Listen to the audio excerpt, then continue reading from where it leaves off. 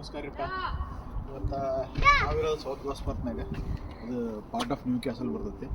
ನೋಡು ನೀವು ನಮ್ಮ ಮೆಟ್ರೋ ಸ್ಟೇಷನ್ ತೋರಿಸ್ತೀನಿ ಹೆಂಗೈತಿ, ಸಿಸ್ಟಮ್ ಹೆಂಗೈತಿ ಅದು ನೋಡೋಣ.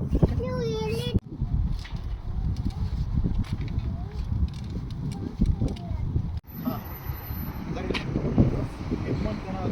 ಇದೇ ಮೆಟ್ರೋ, ಸೌತ್ ಗೋಸ್ಪತ್ ಮೆಟ್ರೋ ಅಂತೇಳಿ.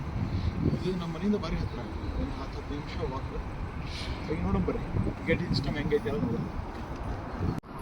ಇದೆ ನೋಡ್ರಿ ಒಂದು ಸೌತ್ ಗೋಸ್ಪತ್ ಮೆಟ್ರೋ.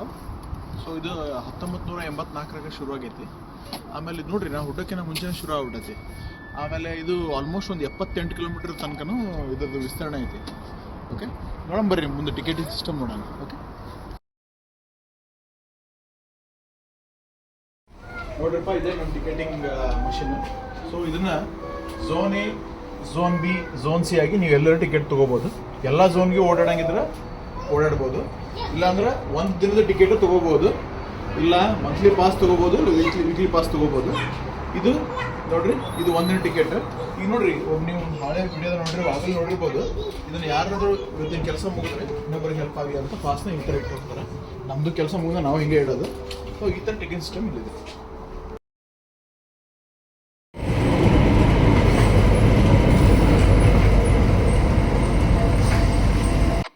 ಇಲ್ಲಿ ಪ್ಲ್ಯಾಟ್ಫಾರ್ಮ್ನಾಗ ಸೆಕ್ಯೂರಿಟಿ ಅಂತ ಯಾರು ಇರೋದಿಲ್ಲ, ಹೀಗಾಗಿ ಹೆಲ್ಪ್ ಪಾಯಿಂಟ್ ಅಂತ ಮಾಡಿರ್ತಾರೆ.